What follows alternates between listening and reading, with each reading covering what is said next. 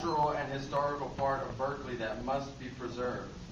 The fact of the matter is that most people shopping on Telegraph drive there, and that BRT will decrease business and taking away parking spots on Telegraph Avenue will decrease business on the avenue. You know, the parking is already very bad, and in the last 1 to 2 years, there has been an increasing number of for-lease signs in the windows up Telegraph Avenue. And also another point is that we need to share the road. What will we do with the lane when the bus is not in the lane? You know, we should just make more zero-emission buses, basically, I think. And, you know, keep the parking spot.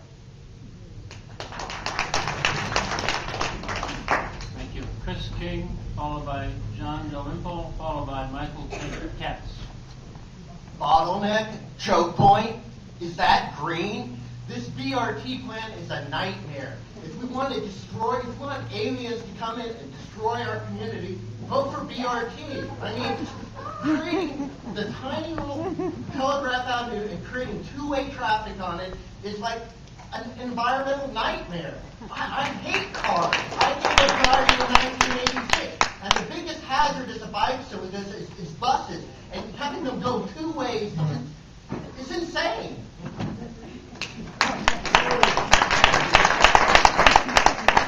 John Dalrymple, followed by Michael Katz, followed by Vince Casalena.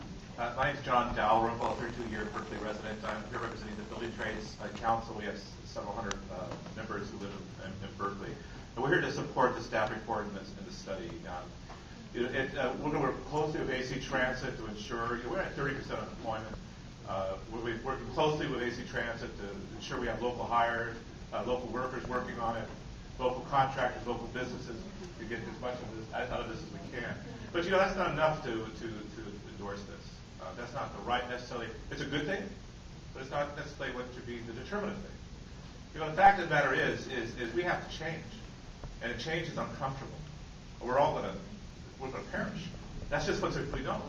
To deal with greenhouse gas emissions and to get folks out of the cars is going to require a change. It's also true that one of the big, I mostly represented low-income workers. Nothing that will increase, one of the biggest things that will increase their health, opportunity to health care, access to health care. One of the biggest things that will increase their opportunity for jobs is access to better transit. Thank you very much. Please, let him go. Michael Katz, followed by Vince Casalena, followed by Matthew Mitchell. Welcome to the Yellow Revolution. I'm one of 14 people who in this round signed off on the Rapid Bus Plus alternative that's in your packets. I don't have time to go into the elements of it unless you ask me questions, but in brief, for those of you who want a non-stupid alternative, to use Councilmember Worthington's term, we've tried to offer you one. We've tried to offer you a way to speed up buses on the Telegraph corridor with a scalpel rather than a chainsaw. We've also given you a gallery of photos of what dedicated lane construction really looks like in Toronto. It's a project I've been checking in on at 6-month intervals. 5 years on, it's still a slog. The streets are still torn up, and it's turned a streetcar into a bus. If you choose to keep Berkeley's participation in BRT planning on life support beyond tonight, what we urge you to do is focus all staff analysis from here out on this rapid bus alternative. Take ownership of the one feasible alternative and help define it. You can count on the staff LPA report to take care of itself. AC Transit will continue to study it in meticulous detail and very flattering detail, and continue to recommend things that the city will never accept. Thank you. Thank you. Vince Casalena. Are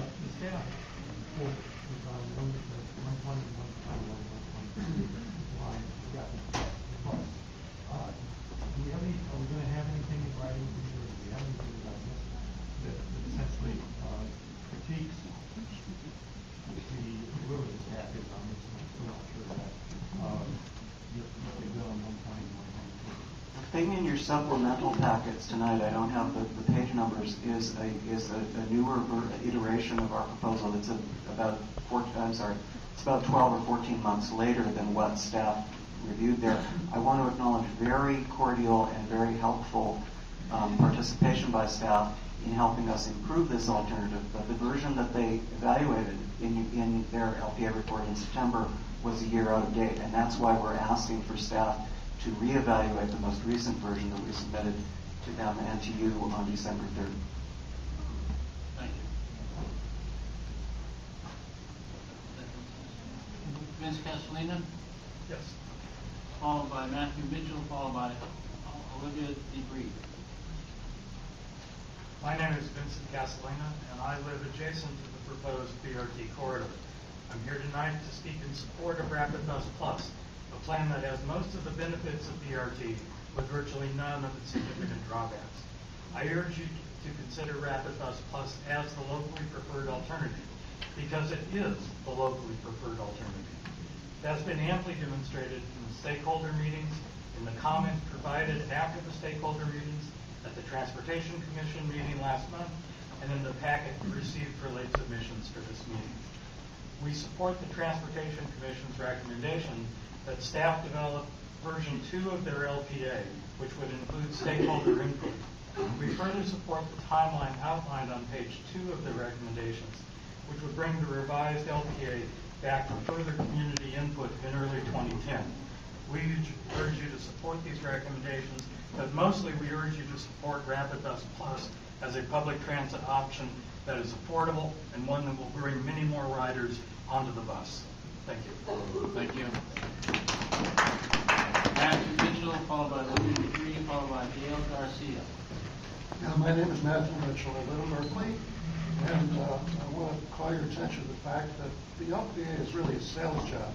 There's a suggestion in there that BRT is a good idea because the fare for a ride on the BRT would be $2 versus $3.05 for a ride between the same destinations on BART.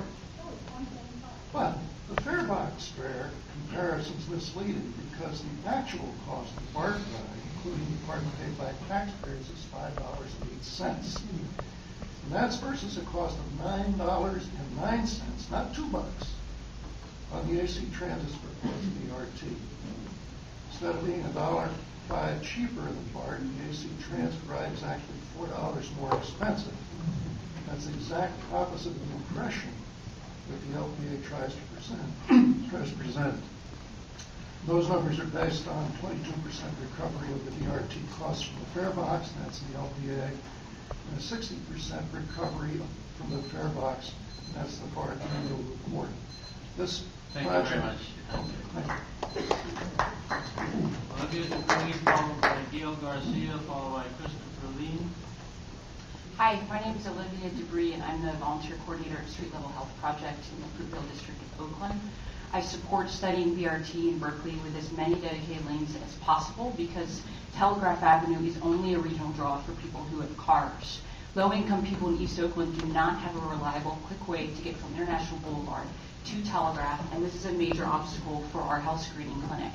We serve, 100% of the people we serve are low-wage workers, mostly day laborers. They don't have cars. We regularly refer them to the UC Berkeley School of Optometry for appointments through a voucher program, and we're finding through a follow-up program on our referrals that a major chunk of these people never make it to the UC Berkeley School of Optometry, and they cite the lack of convenience and the length of time that it takes to take the one from International Boulevard to Telegraph as their main obstacle. And I would also respond to the gentleman before me by saying that $1 difference between a BART ticket and a bus ticket for our clients means they don't go. $1 is a lot for low-income communities. Thank you. Gail Garcia, followed by Christopher Lee, followed by Marilyn Mitchell. I see my time's up.